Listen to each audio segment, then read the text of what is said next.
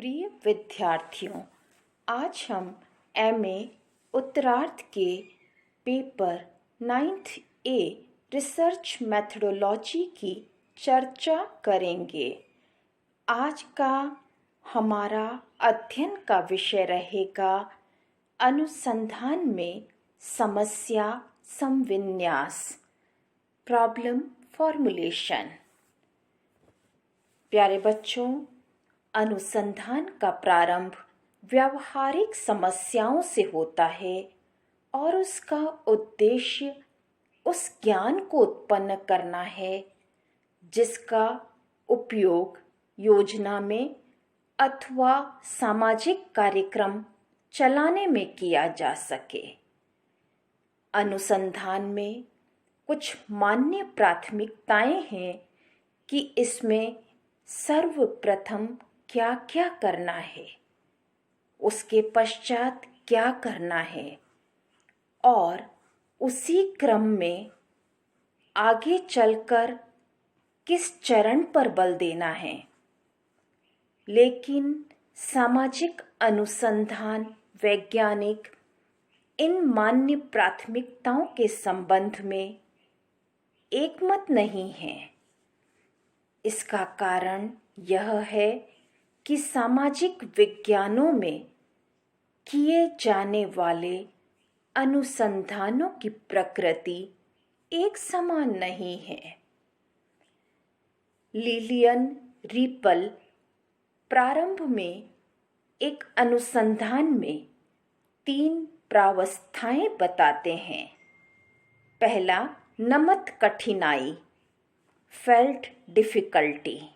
दूसरा, समस्या अभिज्ञान, problem identification.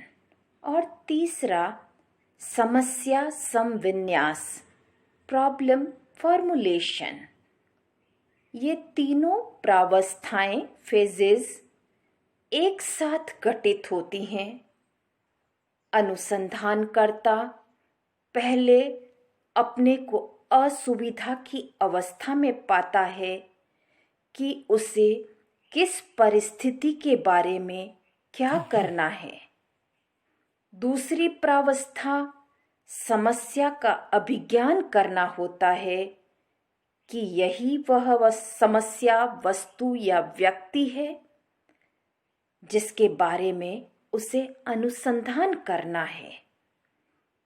तीसरी प्रावस्था समस्या का स्पष्टीकरण या उसे भली भांति परिभाषित करना होता है, अर्थात समस्या को सही रूप में व्यक्त करना या व्यवस्थित रूप में रखना है। समस्या संविन्यास फॉर्मुलेशन का कार्य एक निश्चित बिंदु पर शुरू होता है जब समस्या को पहचान लिया जाता है। प्रारंभ में समस्या के निर्माण तथा स्पष्टीकरण का ऐसा रूप होना चाहिए मानो वह अंतिम ही हो, क्योंकि ज्ञान की समरूपता और अनुसंधान की प्ररचना डिजाइन इसी पर निर्भर करती है। प्रासंगिक, रेलेवेंट या महत्वपूर्ण समस्या क्या है, यह अनुसंधानकर्ता स्वयं पर निर्भर है।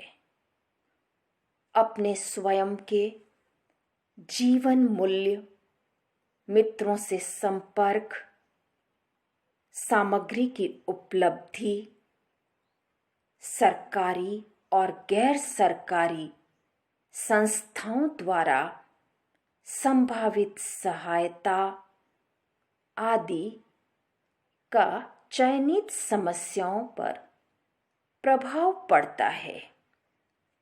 प्रारंभिक समस्या के निर्माण तथा स्पष्टीकरण के बाद अनुसंधानकर्ता संबंधित साहित्य की पुनः जांच करता है। इससे पता लग जाता है कि पहले किस प्रकार समस्या से समव्यवहार डील किया गया था। लिलियन रिपन का मानना है, problem formulation the development of A precise and systematized statement cannot occur until we have established the identity of that about which we wish to develop a formulation. Yet this initial stage is the one most frequently skipped over lightly. प्यारे बच्चों, समस्या को सही रूप में स्पष्ट करना ही अनुसंधान प्ररचना को सही आधार प्रदान करता है। इससे यह लाभ होगा कि पहले तो स्थिति की आवश्यकताओं की पूर्ति होगी और दूसरी बात अधिक से अधिक ज्ञान में वृद्धि व उन्नति होगी। अन्वेषणात्मक अध्ययन आवश्यक है यदि समस्या प्रायोगिक अध्ययन की मांग करती है। उसी प्रकार प्रायोगिक अध्ययन भी व्यर्थ है यदि समस्या वर्णनात्मक अध्ययन की मांग करती है। अतः समस्या निरूपण फॉर्मुलेशन सफल हो तो निर्णय स्वतः ही संपन्न किए जा सकते हैं। अनुसंधान समस्या के निरूपण के पश्चात ही अन्वेषणकर्ता का मुख्य कार्य अनुसंधान प्ररचना के निर्माण का रह जाता है।